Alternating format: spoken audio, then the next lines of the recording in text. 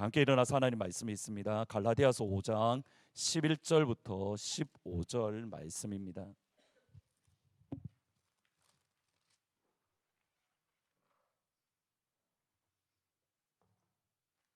갈라디아서 5장 11절부터 15절 같이 한 목소리로 같이 있습니다. 시작. 형제들아,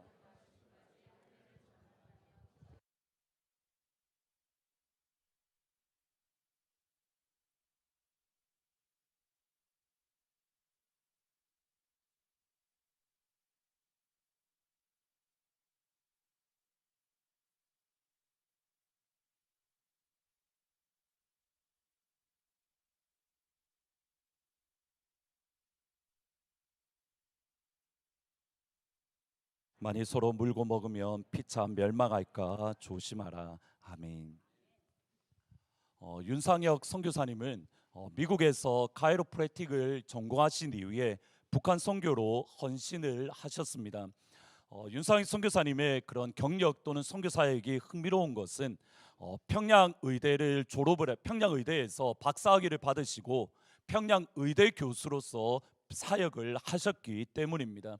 그러니까 평양에서 실제로 살면서 의대 교수로 사역을 하면서 특별히 북한의 장애 아이들을 치료하는 데에 힘을 쏟았고 북한 최초로 행동 발달 장애 어린이들을 위한 치료와 또는 특수 교육을 시작하도록 했습니다. 조금 전에 보셨던 사랑으로 길을 내다라는 책은 윤상희 선교사님이 북한에서의 선교에 대한 간증 또는 고백입니다. 한번 읽어보시면 좋을 것 같습니다. 2011년 12월 17일에 김정일이 죽었습니다. 이때 윤상혁 선교사님도 이렇게 외국 귀빈으로서 귀빈의 자격으로 초청을 받아서 12월 24일에 평양에 들어갔고 그 다음 날이 저희들이 아는 12월 25일 성탄절이었습니다. 이렇게 평양에 함께 들어갔던 분들과 함께 이렇게 호텔에서 이렇게 선교사님이고 뭐 기독교인인 것을 이미 알고 있었기 때문에 함께 들어간 이들과 함께 호텔에서 예배를 드렸습니다. 마태복음 1장을 쭉 읽으면서 예수님의 오심을 묵상하며 예수님이 이러한 가운데에서 이러한 은혜를 주셨고 임마누엘의 예수님, 임마누엘의 하나님을 같이 묵상하며 예배를 드렸습니다. 예배를 모두 마치고 호텔 밖에 창문 밖을 한번 바라보았는데 순간 깜짝 놀라셨다고 합니다. 선교사님이 머물렀던 함께 예배드렸던 그 호텔이 20층이었는데 창문 밖을 가만히 바라보니까 한 형상이 밖에 있는 것을 보신 겁니다. 선교사님이 이렇게 말을 합니다. 사람의 모습 같다고는 할 수 없지만 선명하게 보이는 형상이 평양을 가득 메우고 엄습해오는 것 같습니다.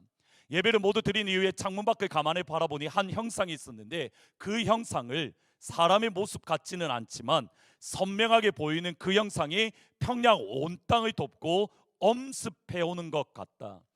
지금까지 추상적으로만 알고 있던 소위 말하는 견고한 진, 어둠의 영, 사탄의 영, 어둠의 권세를 실제로 경험을 하고 선교사님은 큰 두려움에 사로잡히셨답니다. 선교사님의 고백입니다.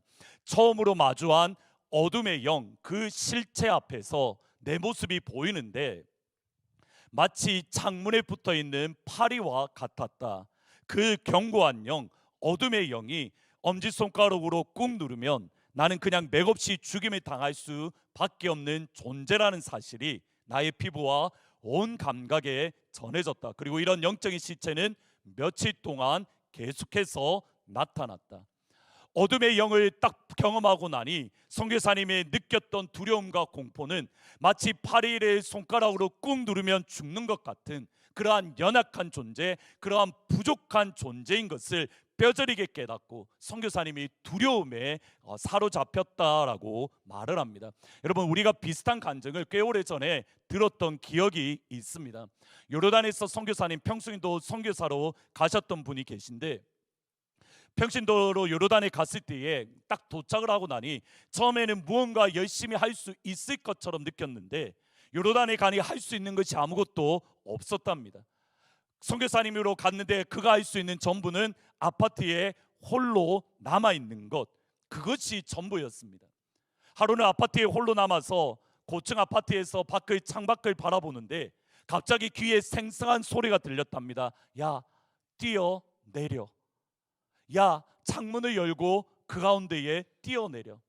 그 음성이 너무 생생하고 그 음성이 너무 매력적이어서 그 음성에 끌려서 창밖으로 가서 창문을 열고 베란다에서 실제로 뛰어내리려는 그 마음, 아니 실제로 창문을 열고 베란다 앞에 딱 섰는데 그때에 번쩍하고 드는 생각이, 아, 이거는 하나님의 음성이 아니라 마귀의 음성이지, 내가 여기에 속아 넘어가면 안 되지. 여러분, 어둠의 영은 실제로 있습니다. 흑암의 세력은 실제로 있습니다. 질문을 드립니다. 여러분, 하나님의 살아계심을 믿으십니까? 아멘. 천사가 있는 것을 믿으십니까? 아멘. 그 천사가 누구와 함께 할까요? 나와 함께 할까요? 여러분과 함께 할까요? 저와 함께 하는 줄 믿습니다. 왜 또 배가 아프십니까? 천사가 있습니다. 아멘. 하나님이 살아계시고 천사가 있다면 똑같이 사탄도 있고 마귀도 똑같이 있습니다. 우리는 하나님의 존재에 대해서 신뢰하고 믿는데 반면에 사탄의 존재에 대해서는 우리가 때로는 무시할 때가 종종 있습니다. 아닙니다. 하나님이 살아계신 것처럼 마귀와 사탄도 분명히 존재합니다.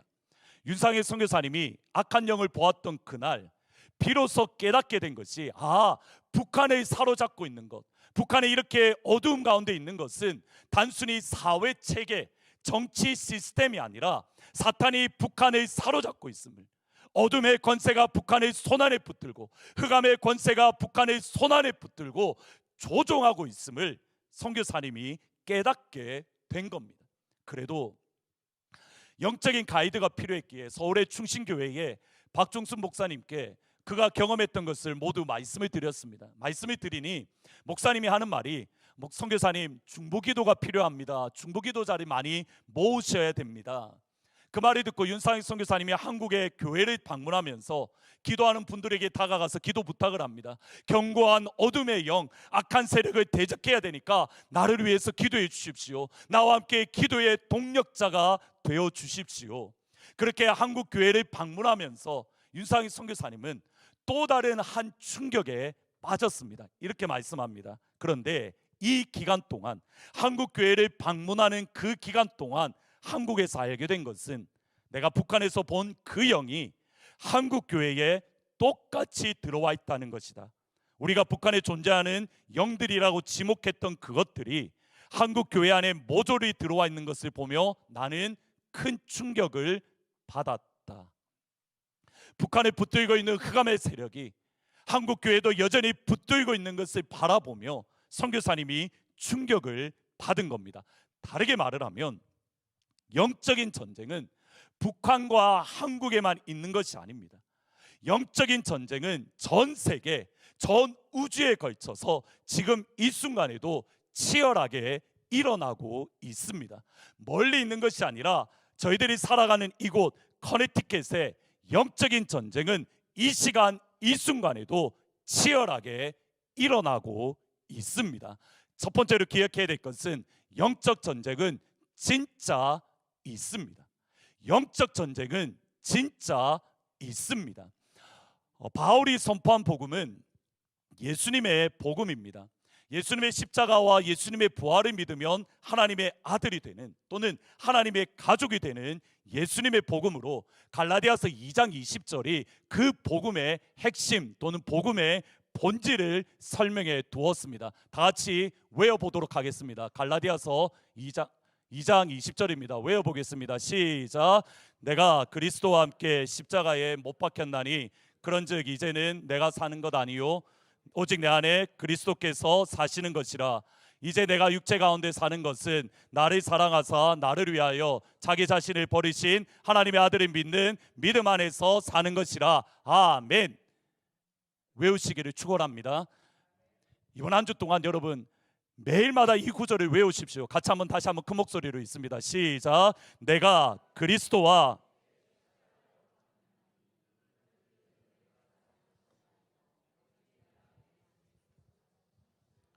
이제 내가 육체 가운데 사는 것은 나를 사랑하사 나를 위하여 자기 자신을 버리신 하나님의 아들을 믿는 믿음 안에서 사는 것이라. 아멘.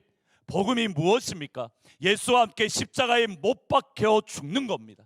복음이 무엇입니까? 예수와 함께 다시 살아나는 겁니다. 복음이 무엇입니까? 하나님의 아들이 믿는 믿음 안에서 살아가는 겁니다. 이것을 요한복음에서는 포도나무이신 예수님 안에 거하는 것, in Christ and 그리스도, 예수 안에 있는 것. 여러분, 이것이 복음의 핵심입니다. 다르게 표현하면 예수의 복음에는 할례가 중요하지 않습니다. 예수의 복음에는 우리의 가문이나 배경이 의미가 없습니다. 예수의 복음에는 신분의 높고 낮음의 가치가 전혀 없습니다. 예수의 복음에는 남자와 여자의 차별이 전혀 없습니다. 예수의 복음에는 예수만 있습니다. 예수의 복음에는 예수만 있습니다. 예수의 복음에는 예수만 있는 줄 믿습니다. 아멘. 갈라디아서 3장 28절 29절 이렇게 말합니다. 너희는 유대인이나 헬라인이나 인종의 문제입니다. 종이나 자유자나 신분의 문제입니다. 남자나 여자나 성별의 문제입니다. 다 그리스도 예수 안에서 하나이니라. 29절 너희가 그리스도의 것이면 아브라함의 자손이요 약속대로 유업을 이을 자니라. 여러분, 바울이 왜 이 말을 굳이 이 가운데 기록했겠습니까? 다르게 설명하면 이렇습니다. 예수 그리스도의 복음, 예수만 있다라는 예수의 복음을 경험하고 예수의 복음을 믿고 예수의 복음을 받아들임에 있어서 가장 큰 장애물이 무엇입니까? 유대인과 헬라인이라는 인종의 문제, 종과 자유인이라는 신분의 문제, 남자와 여자라는 성별의 문제. 예수 그리스도의 복음, 예수만 믿으면 구원받는다는 이 복음을 가장 걸림돌이 되는 게 뭐냐면 인종의 문제, 신분의 문제, 성별의 문제. 다시 말하면 우리가 살아가는 사회 구조 또는 우리가 살아가는 사회 시스템 속에서 그것으로 인해서 우리가 예수의 복음을 경험하고 그것으로 인해서 예수의 복음을 받아들이는데 가장 큰 걸림돌, 가장 큰 장애물이 다름 아닌 사회 구조, 사회 시스템이라는 겁니다. 이유가 있습니다. 구약학자이면서 선교학자인 크리스토퍼 라이트라는 교수님이 계십니다. 이것이 너희의 신이다라는 책을 쓰셨는데, 원래 이 책은 하나님의 선교라는 그런 책이 있는데 그 책의 한 부분을 이렇게 요약을 이렇게 좀 확장하고 강의를 했던 내용을 이렇게 확대해 설명한 겁니다. 우상에 대해서 정말 잘 설명하셨는데 여러분, 우리 교회 도서관에 있습니다. 한번 꼭 읽어보시면 좋겠습니다. 근데 우상에 대해서 설명을 하면서 정말 흥미로운 부분이 있습니다. 여러분, 창세기 1장에 보시면 천지 창조가 나옵니다. 첫째 날, 둘째 날, 셋째 날은 분명히 기억을 못하실 가능성이 90%고 넷째 날, 다섯째 날, 여섯째 날은 무엇을 만드셨을까요? 넷째 날에는 하나님이 해, 달, 별을 만드셨습니다. 다섯째 날에는요, 하늘의 새와 바다의 짐승을 만드셨습니다. 여섯째 날에는요, 여러분, 그래도 게스트 스피커 탁수영 선교사님이 계신데 여러분의 수준이 이집트까지 흘러가지 않겠습니까? 아시면서 답을 안 하는 거라고 저는 굳이 믿고 싶습니다. 여섯째 날에 뭘 만드셨나요? 사람만 만드셨나요? 어디 가서 하트포드 제2장로교회 성도라고 하지 말고 여섯째 날에는 동물, 땅의 짐승과 사람을 만드셨습니다. 한번 파워포인트를 열어주시면 천지 창조의 순서입니다. 창세기 1장에 해, 달, 별 넷째 날입니다. 하늘의 새와 바다의 짐승입니다. 여섯째 날에 땅의 짐승과 사람을 만드셨습니다. 신명기 4장 15절부터는 이스라엘 백성이 우상을 섬기는 우상의 리스트가 나옵니다. 그런데 이 우상의 리스트가 한 장 더 넘겨주시면 첫 번째 우상 리스트가 뭐냐면 남자와 여자와 땅의 짐승의 형상입니다. 두 번째 우상의 리스트가 뭐냐면 하늘의 새와 바다의 짐승입니다. 세 번째 우상의 리스트가 해, 달, 별입니다. 여러분, 창세기와 신명기는 모두 다 모세가 썼습니다. 모세가 몰라서 순서를 깜빡해서 이것을 뒤집은 것이 아니라는 겁니다. 천지 창조의 순서를 정확하게 알고 있던 모세가 우상 숭배를 기록하면서 이것을 뒤집었던, 정확하게 반대로 기록한 의도가 있다라는 겁니다. 그것을 크리스토퍼 라이트 교수님은 이렇게 설명합니다. 이 메시지는 왜 하나님께서 거꾸로 우상 숭배를 만드셨는가, 기록했는가? 이 메시지는 사람들이 창조주 대신 피조물을 섬길 때에 모든 것이 뒤집힌다는 것이다. 우상 숭배는 모든 근본적인 관계를 무질서하게 만든다. 우상 숭배는 하나님의 창조 질서를 부인하고 혼란시키는 온통 뒤죽박죽인 우주에서 사는 삶이다. 여러분, 마지막 절을 잘 보셔야 됩니다. 우상 숭배는 하나님의 창조 질서를 부인하고 뒤죽박죽인 우주에서 살아가는 삶이다. 여러분, 이 말의 의미가 뭐냐면, 저와 여러분이 정상이라고 생각하는 이 세상, 우리가 자연스럽다고 느껴지는 이 우주는 어떤 우주라는 겁니까? 실제로는 거꾸로 뒤집혀버린, 혼란과 혼돈으로 가득한 뒤죽박죽 상태입니다.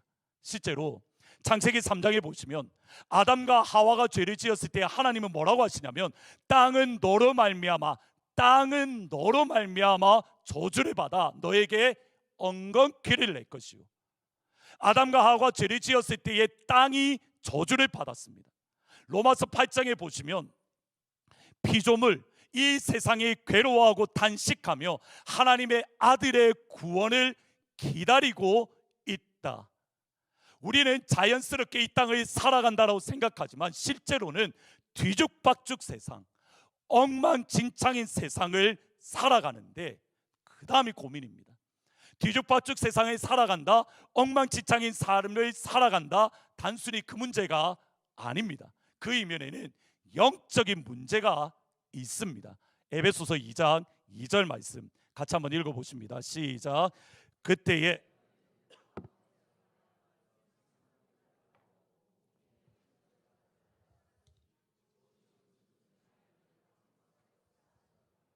여기서 이 세상 풍조라는 말, you followed the ways of this world, 너희들이 이 세상의 길들을 따랐다. 아이온이라는 헬라 말인데, 이게 번역하기가 사실은 쉽지가 않습니다. 뭐 way라는 말도 번역되고 course라는 말도 번역되고 이렇게 번역할 수 있습니다. 너희가 그때에 이 세상의 방법을 따랐다. 너희들이 이 세상의 길들을 따라갔다. 이 세상의 구조, 시스템을 따라갔다. 이 세상의 방법들, 이 세상의 길들, 이 세상의 구조를 당연하게 받아들이고 당연하게 따라갑니다. 그리고 그 뜻이 뭐냐면 그 다음 표현입니다. 이 세상 풍조를 따르고 공중의 권세 잡은 자를 너희들이 따랐으니, 다시 한번 파워포인트를 열어주시면 You followed the ways of this world, 이 세상의 길들을 따랐고, and that is you followed the ruler of the kingdom of this air, the air, 이 땅에 있는 공중의 권세 잡은 자들을 너희들이 따라갔다. 여러분, 이 구절을 마음속에 새기셔야 됩니다.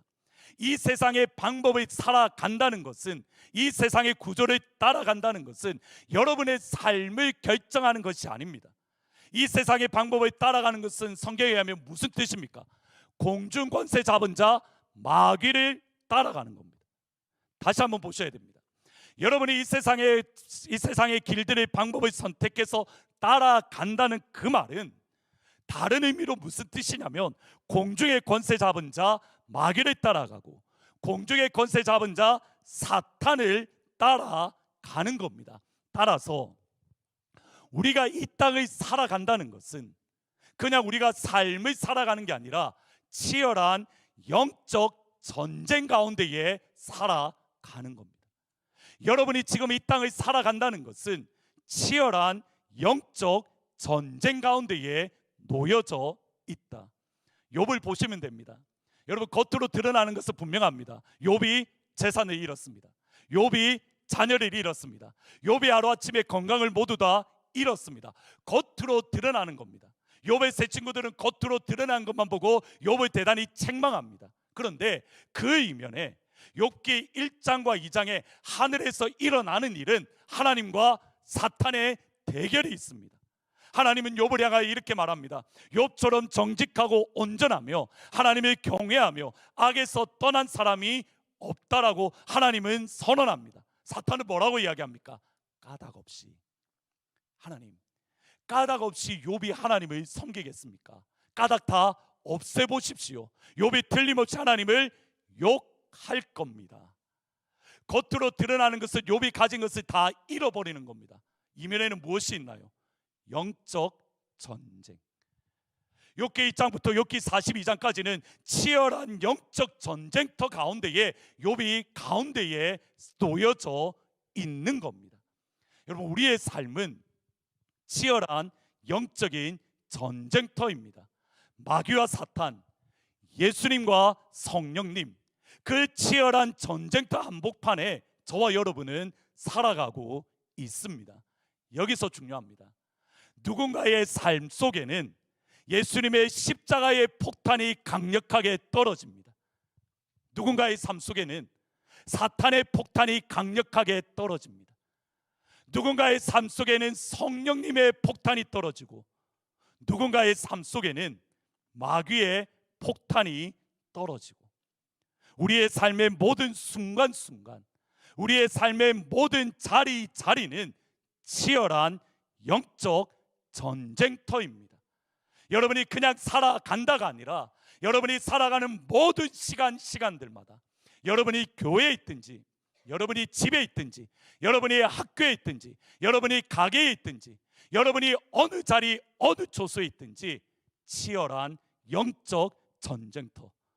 가정에 성령님의 폭탄이 떨어질 수도 있고, 가정에 마귀의 폭탄이 떨어질 수도 있고, 여러분의 직장에 성령의 폭탄이 떨어질 수도 있고, 여러분의 직장에 마귀의 폭탄이 떨어질 수도 있고, 십자가의 보혈의 능력이 드러날 수도 있고, 사탄의 권세가 드러날 수도 있고, 이것이 바울이 지금 이 순간 겪고 있는 영적인 전쟁입니다. 갈라디아서 5장 11절, 영적 전쟁이라는 개념으로 갈라디아서 5장 11절을 읽어보면 좋겠습니다. 바울이 어떤 영적 전쟁을 겪고 있는가, 그것을 보셔야 됩니다. 같이 한번 읽습니다. 시작. 형제들아,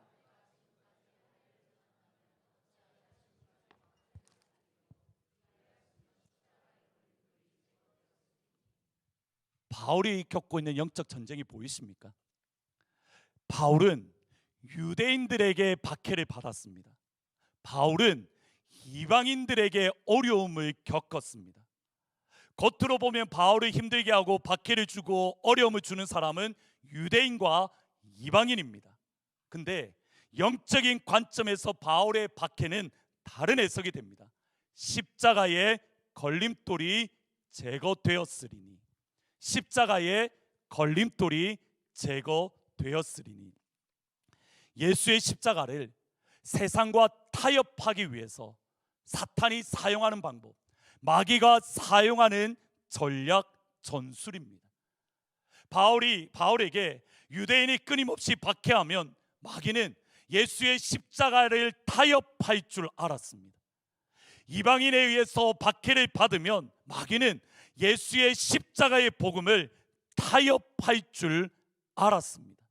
순전한 예수의 십자가를 선포하는 것이 아니라 십자가도 선포하고 할례도 선포하는 타협된 복음, 적당한 복음, 유대인도 좋아하고 이방인도 좋아하는 타협된 복음, 적당한 복음, 그것이 바울에게 향한 사탄의 폭탄입니다. 유대인에게 박해를 받고 이방인에게 박해를 받으면 유대인도 좋아하는 복음을 전하고 이방인도 좋아하는 복음을 전하고, 십자가의 복음을 타협을 해서 십자가의 걸림돌을 없애버리는 적당한 복음, 타협된 복음. 여러분, 반대로 바울이 감당해야 될 영적 전쟁, 치열한 전쟁은 무엇입니까? 어떠한 가운데 있어도 예수의 십자가의 복음을 타협하지 않고 끝까지 붙드는 것, 순전한 십자가를 끝까지 선포하는 것, 유대인도 좋아하고 이방인도 좋아하는 적당한 복음이 아니라 하나님만이 좋아하시는 복음을 선포하는 것, 예수님이 십자가에서 복음을 완성하신 그 십자가를 끝까지 붙들고 선포하는 것, 성령 하나님의 역사가 강력하게 일어나는 십자가의 복음을 끝까지 붙드는 것, 그것이 바울이 날마다 감당해야 될 치열한 영적 전쟁입니다. 여러분, 다시 한번 보셔야 됩니다. 바울의 치열한 영적인 전쟁은 어디서 일어났습니까? 여러분, 이 영적인 전쟁은 어디서 일어납니까? 바울의 마음입니다. 바울의 영혼입니다. 바울의 진짜 영적인 전쟁터는 선교 현장이 아닙니다. 아니, 맞습니다. 선교 현장에서 바울이 향하여 끊임없이 사탄이 괴롭혔습니다. 선교 현장에 갈 때마다 귀신 들린 사람들이 있었습니다. 어떻게 하면 됩니까? 나사렛 예수의 이름으로 명하노니 더러운 귀신아 떠나갈지어다. 아멘. 여러분, 이것을 뭐라고 하냐면 파워 인카운터라고 합니다. 더러운 귀신이 있으면 예수의 이름으로 쫓아내면 됩니다. 병자가 있으면 예수의 이름으로 치유하면 됩니다. 어떤 역사가 일어납니까? 예수의 이름으로 명하노니 치유함을 받을지어다. 아멘. 예수의 이름으로 명하노니 일어나 걸을지어다. 아멘. 여러분, 왜 이 시간마다, 예배 시간마다 예수의 이름으로 여러분에게 선포하는지 아십니까? 여러분이 향하여 선포하라는 훈련입니다. 저도 여러분이 향하여 선포합니다. 여러분도 여러분의 영혼을 향하여 선포해야 됩니다. 예수의 이름으로 명하노니 내 안에 있는 모든 더러운 것들, 내 안에 있는 모든 어둠의 영들을 예수의 이름으로 떠나갈지어다. 아멘. 여러분이 붙들고 있는 모든 병의 권세, 모든 어둠의 권세 예수의 이름으로 떠나갈지어다. 아멘. 파워 인카운터. 누가 이깁니까? 하나님이 이기죠.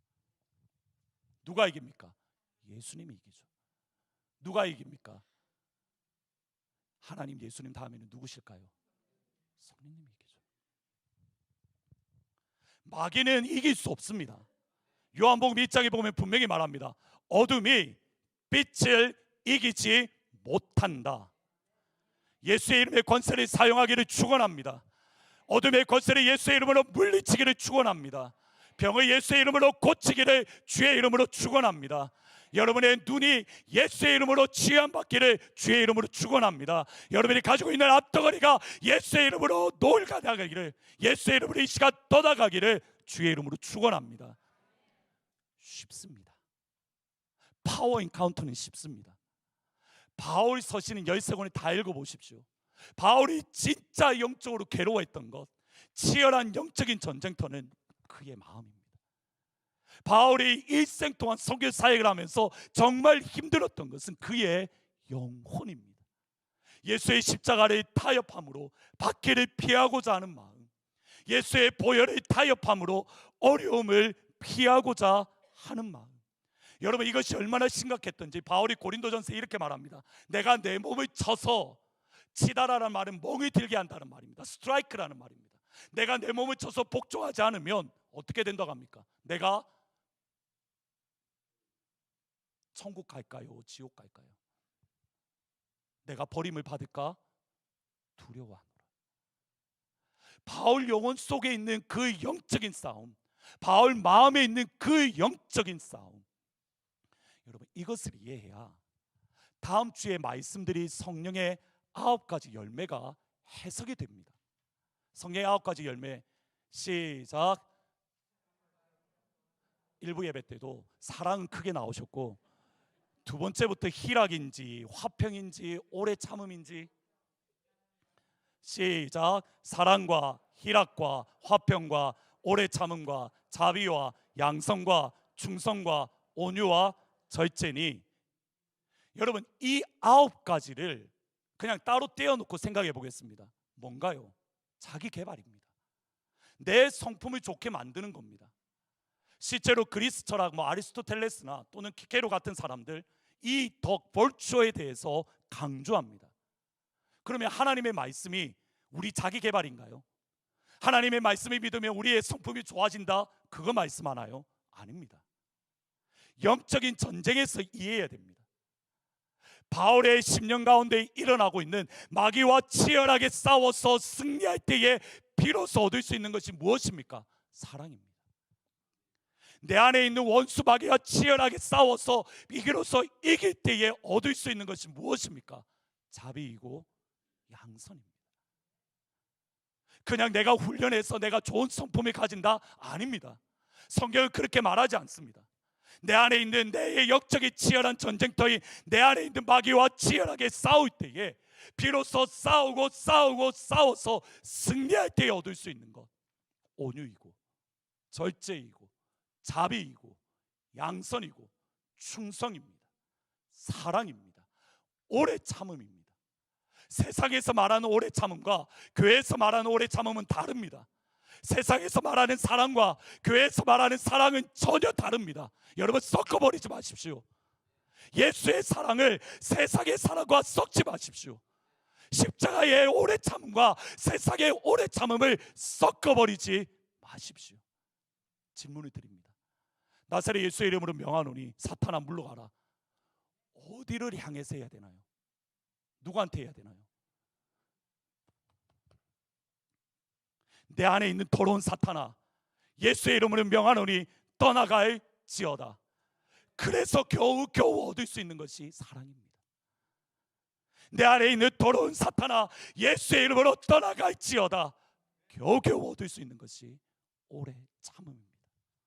가장 치열한 전쟁, 우리의 마음과 우리의 영혼입니다.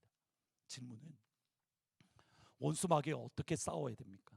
원수 마귀에게 폭탄을 어떻게 떨어뜨려야 됩니까? 제가 자랐던 교회에 이렇게 친했던 친구가 저를 포함해서 3명이 있는데 3명 모두 다 이렇게 목사가 되었습니다. 저는 이제 미국에 와서 목회를 하고 나머지 2명 친구는 한국에서 지금 사역을 하는데 중학교 때 일입니다. 친한 친구 중에 지금 목사가 된 이제 친한 친구 중에 한 명이 아버지가 교회를 관리하는 이렇게 관리 집사님이셨습니다. 그러다 보니까 열쇠가 있으니까 교회의 모든 문들을 다 열고 그렇게 막 돌아다니면서 막 난장판을 만들었던 기억이 있는데, 친구의 집에 이렇게 교회를 관리하는 집사님이라 보니까 집이 어디냐면 본당 1층에 있었습니다. 본당이 2층이고 본당이 1층인데, 그러니까 우리 식으로 이야기하면 여기 카페테리아 이렇게 식당에 그 친구의 집이 있었습니다. 근데 친구의 어머니가 가위 눌림을 종종 경험하셨습니다. 가위 눌림이 너무 심하다 보니까 이렇게 그 지금 목사가 된 그 친구가 이렇게 옆에 있는데 밤에 한 6시, 5시 오후에 잠깐 눕는 것을 너무 무서워하는 겁니다. 누우면 가위가 눌리고 누우면 가위가 눌리고. 그래서 어떻게 하셨냐면 그 집사님이, 친구 어머니가 저희 친구에게 내가 옆에서 자거든, 옆에서 뭘 하라고 하냐면 주기도문을 외워줘. 그러면 내가 이렇게 좀 이렇게 괜찮아질 거야. 그래서 어머니가 주무실 때마다 항상 주기도문을 외웠습니다. 근데 한 날은 어머니가 잠을 자는데 주기도문을 외우려고 하는데 평상시와 좀 다르게 보이는 겁니다. 어머니가 좀 더 심각해 보이는 겁니다. 뭔가를 하긴 해야 되겠는데 뭘 해야 될까 한참 고민을 하다가 옆에 성경책이 있는 것을 본 겁니다. 옛날에 성경책 이따만 두꺼웠잖아요. 그 성경책, 빨간색으로 된 성경책, 그 성경책을 들고 하나님의 말씀이지, 엄마가 지금 가위에 눌리고 있어. 성경책으로 엄마 머리를 있는 대로 때렸습니다. 가위에서 깨어났을까요? 안 깨어났을까요? 깨어났죠. 잠에서 일어났으니까. 일어나서 제 친구는 죽지 않을 만큼 엄마한테 맞았습니다. 여러분, 우리가 영적 전쟁을 이렇게 합니다. 제가 이렇게 말하는 이유는 저도 이렇게 했기 때문입니다. 어렸을 때에 주기도문을 외우면, 십자가를 이렇게 붙들고 있으면, 십자가 들고 다니면 마귀가 겁먹고 도망갈 줄 알고 그게 영적인 전쟁을 하는 거라고? 아닙니다. 마귀가 두려웠던 진짜 영적인 전쟁, 마귀에게, 사탄에게 폭탄을 떨어뜨리는 방법은 겟세마네의 기도입니다. 두 번째로, 겟세마네 기도로 사탄에게 폭탄을 떨어뜨릴 수 있습니다. 예수님의 전 생애를 여러분 가만히 보셔야 됩니다. 태어나면서부터 마지막 순간까지 예수님의 삶 속에서 가장 치열한 영적 전쟁터는 어디였을까요?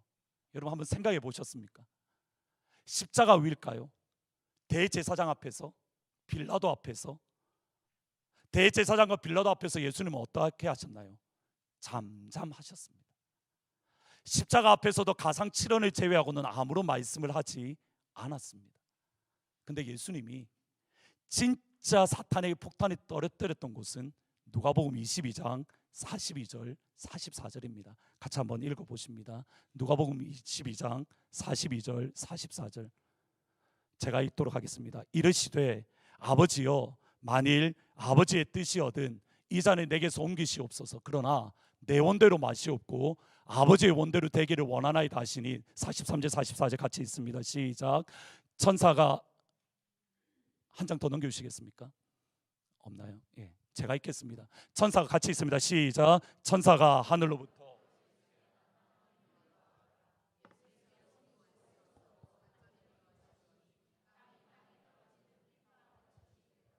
예수님의 목숨 걸고 진짜 싸웠던 영적 전쟁터는 어디입니까? 예수님이 승부를 걸었던 곳은 어디입니까? 대제사장이나 빌라도나 십자가 위 골고다 언덕이 아니라 겟세마네 동산입니다. 겟세마네 동산에서 땀이 핏방울처럼 되었더라. 피가 땅에 떨어지는 것처럼 예수님의 땀이 겟세마네 동산을 모두 적셨습니다. 예수님의 간절함을 모두 드러내었던 곳 겟세마네 동산입니다.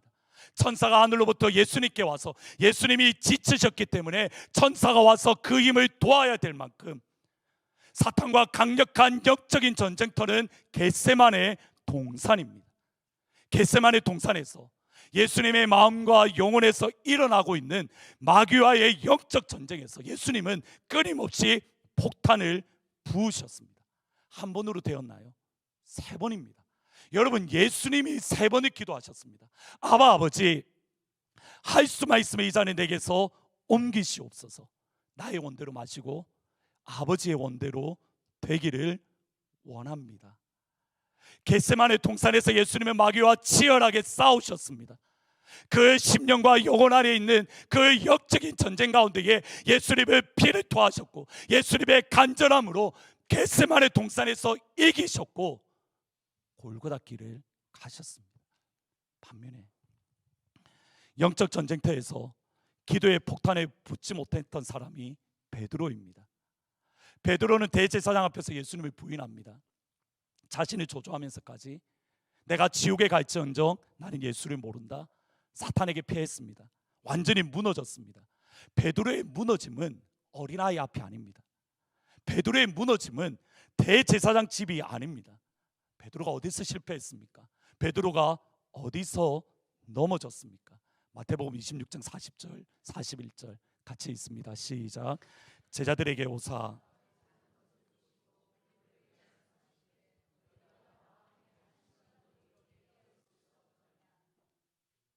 한 절 더 있습니다. 시작.